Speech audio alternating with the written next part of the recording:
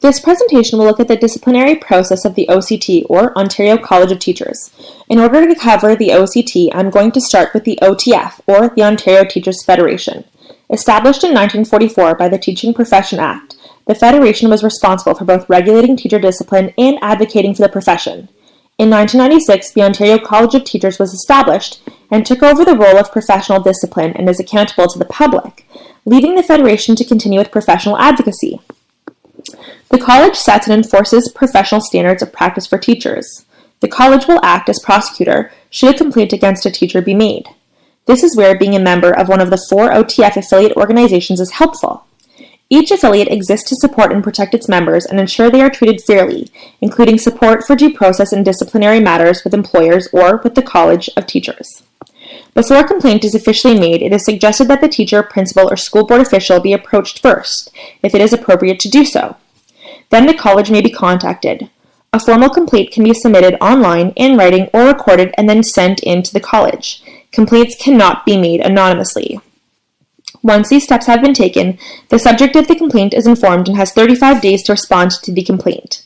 Ideally, the matter will be resolved using the Voluntary Complaint Resolution Program, where the result must be in the public interest. If the matter cannot be resolved, the college conducts an investigation.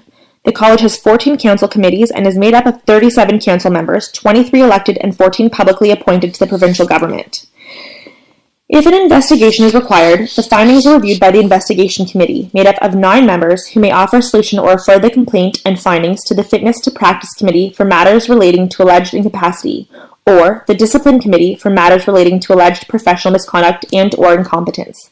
The 13 members who sit on the Discipline Committee can find, suspend, or revoke a member's certification of qualification registration if they are found guilty of professional misconduct or incompetence. The Discipline Committee hearings are generally open to the public.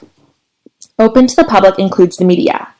Educators and those working within the educational sphere can be fearful of open communication because of the powerful role media sometimes plays in portraying educators in the schooling system unfavorably to the public. In the 3rd episode of the 2012 HBO television show, The Newsroom, news anchor Will McAvoy, played by actor Jeff Daniels, apologizes to the public for the failure of his media broadcast to successfully inform and educate the American electorate. Because the success of media outlets is tied to ratings and advertising, sexier stories are often pushed to the forefront, while worthwhile but perhaps less fascinating stories are left behind. The following is a clip about the relationship of media to the public.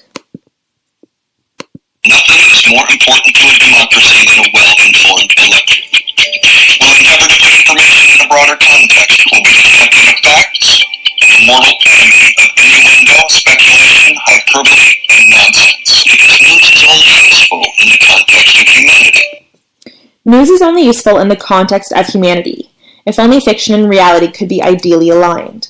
This wariness of media influence is supported by Young, Levin, and Wallen, who touch on mass media being dependent on advertising as a main revenue source, and that coverage will focus on what draws attention, which tends to be conflict rather than success, and the unusual instead of the ordinary. With so much attention from various sources and stakeholders, the disciplinary process of the college is particularly important in making sure that the discipline process and protocols of the college are transparent. This transparency has the added benefit of lending credibility to the college and teaching profession as a whole without having to rely on outside sources to advocate for the profession.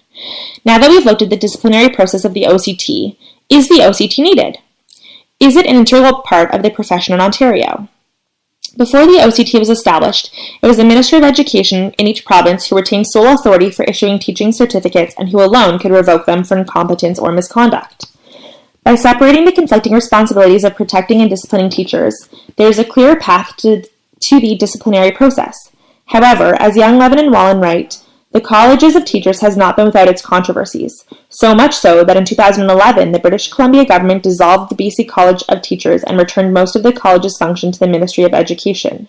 Their concluding thought is that, despite the high hopes when they were created, it's doubtful that either college made any substantial change in the professional status of teachers in teaching.